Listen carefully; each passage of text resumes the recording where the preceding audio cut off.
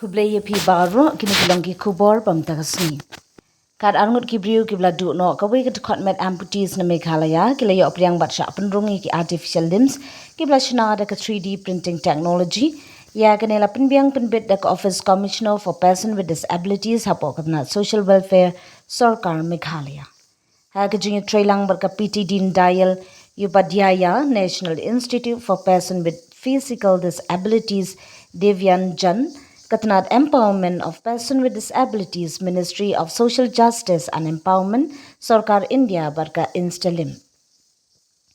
Hagabau Baksan Borshulaim Tree Katnat Babat Yakalarity But Culture Arts and Culture Ulalong Ukong San Banpli Patba.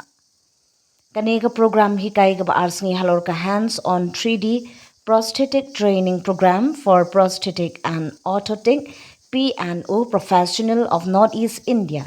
Lalong ha ususotham auditorium Shillong nadu kasan hadu kanrutrik ujilyo.